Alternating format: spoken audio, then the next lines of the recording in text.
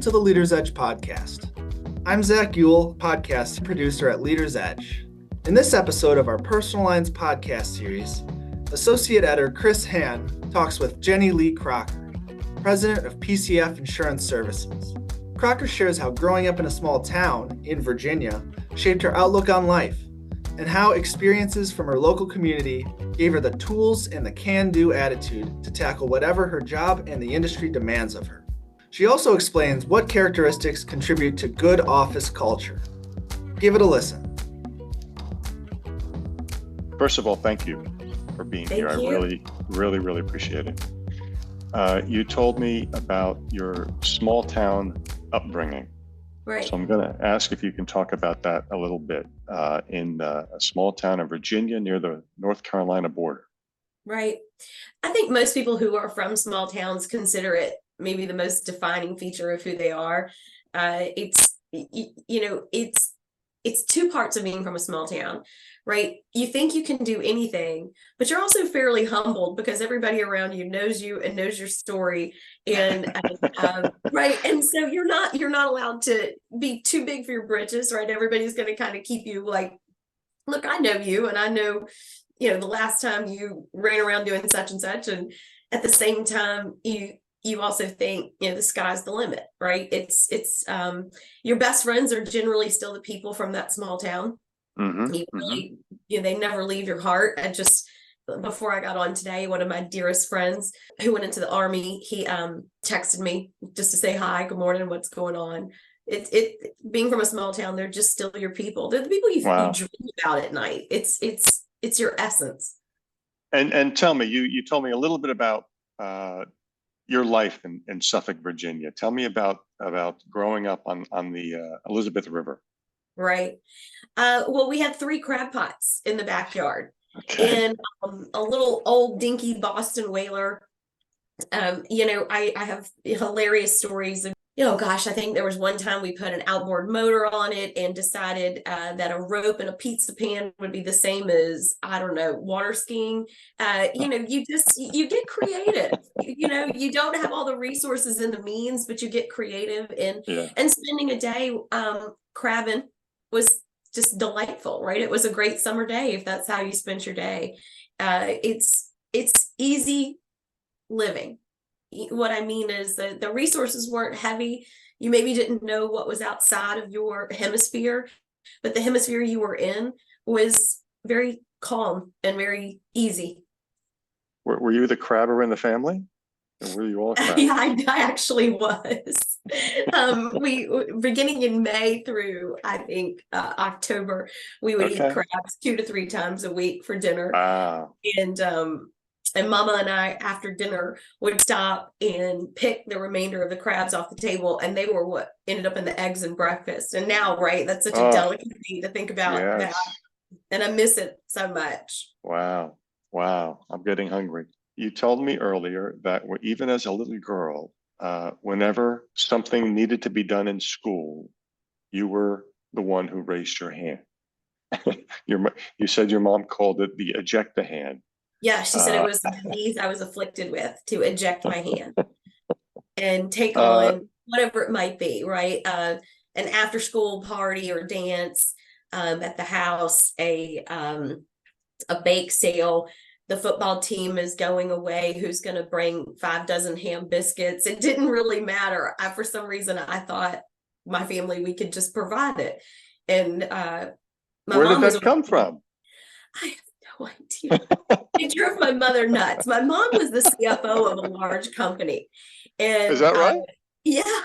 And she just didn't always have the time and patience for it, but she did it. She always got it done with me. I remember one Saturday, I remember dozens of these times where I would have kids all over the yard, and we would be painting signs for a football game.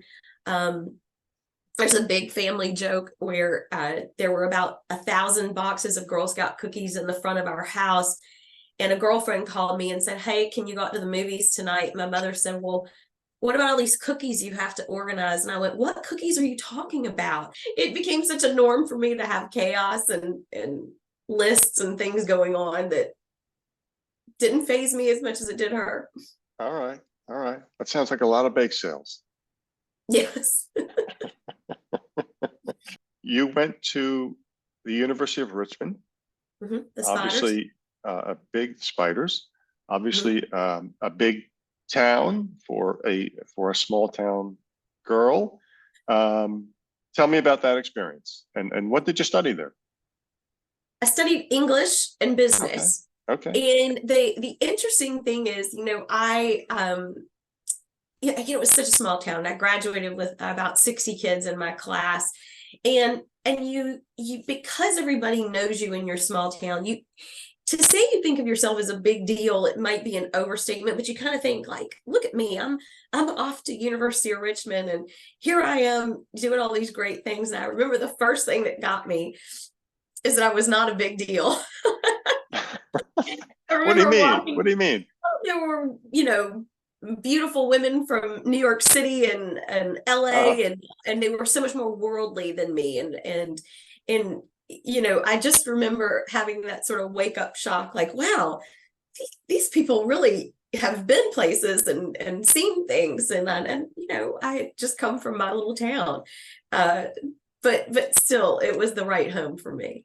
Mm-hmm, mm-hmm. You described the insurance business basically as a problem-solving industry. Tell me what you mean by that. Right. I think the thing when I meet with brokers and they're there to focus on a client's risks, whether it's personal lines or commercial lines, I say this broadly, or health and benefits for that matter.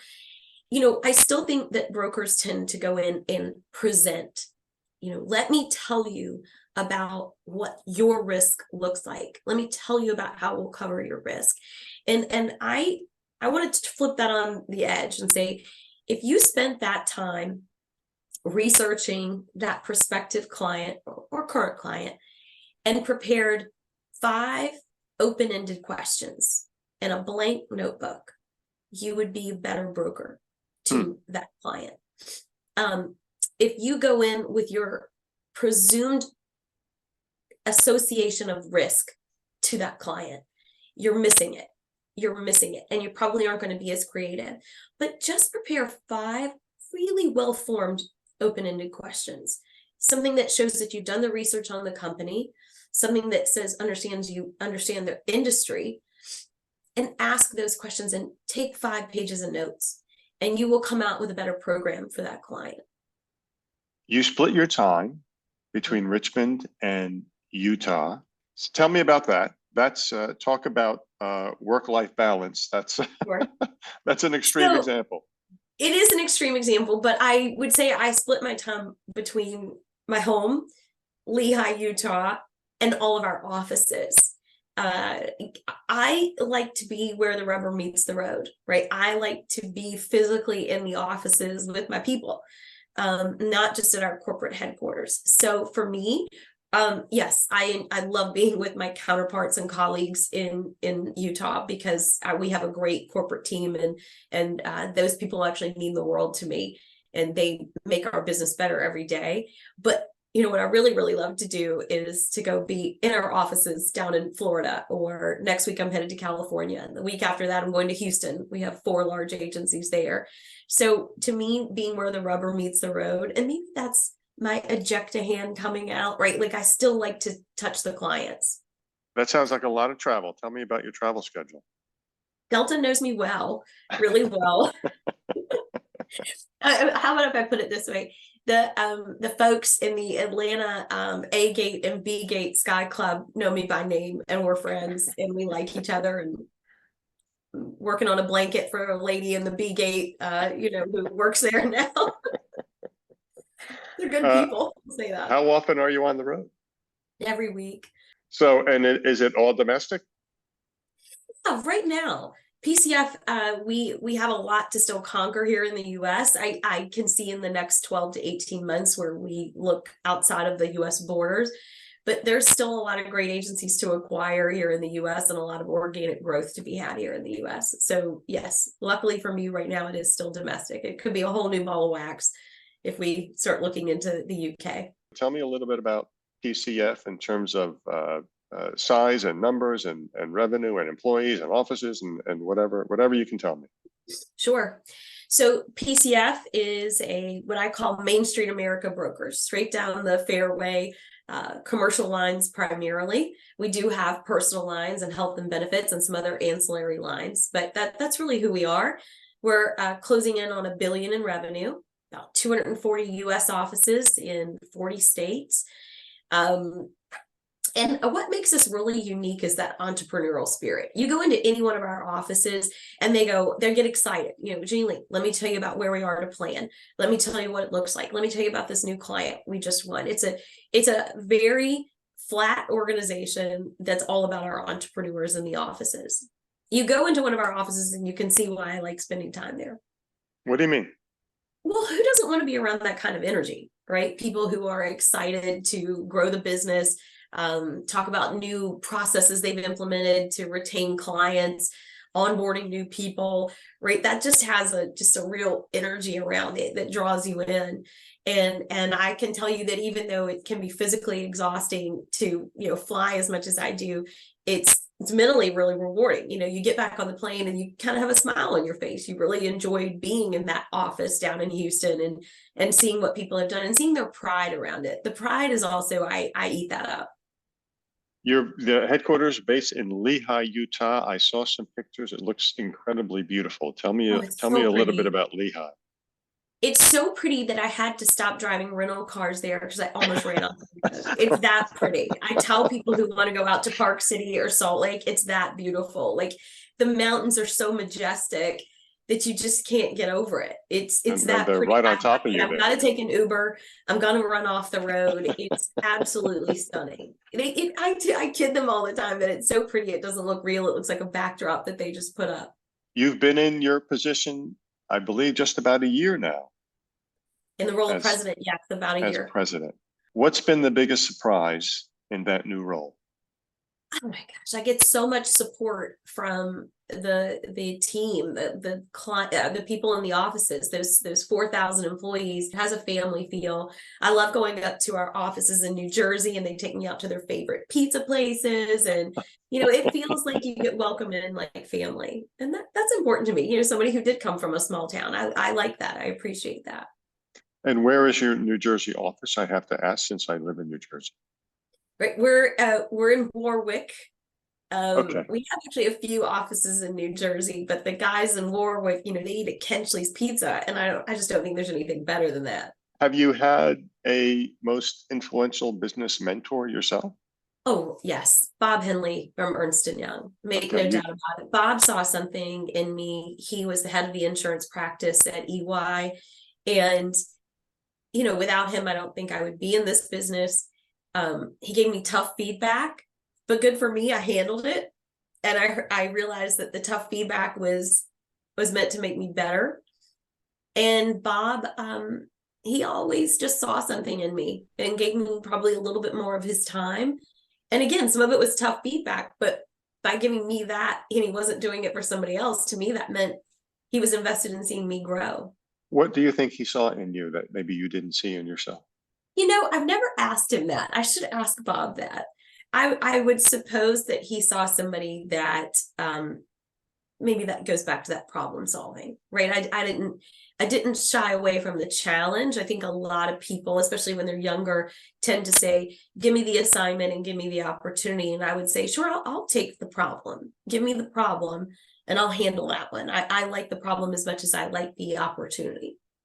Is there a business leader in any industry who you most admire? I know this one's easy. I do always go back to my mom. But I do admire, her name she's from Spanx and she's their CEO. She's been really fun to watch. I do enjoy watching female CEOs because I like to see how they not only run their company, but staff their company with diversity.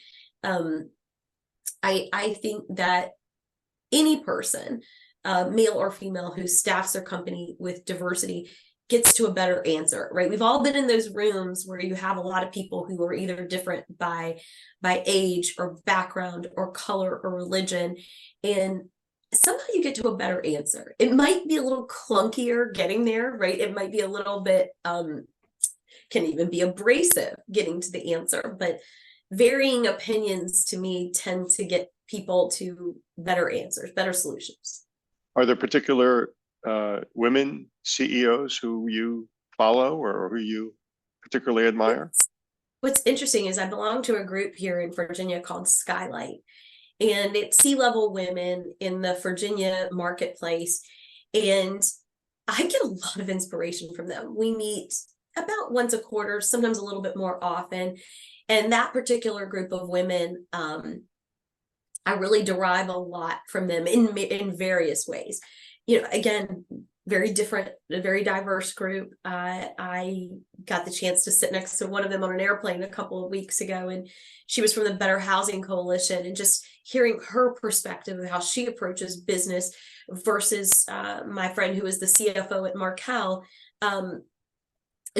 getting her perspective. You just vast different opinions, but I think sometimes as a leader, when you can assimilate all those, you pull them together and you hear different perspectives coming at you, it helps you come to better answers. So I would say this particular group here in Virginia, the Skylight Initiative, is very empowering to me, of different C-level women.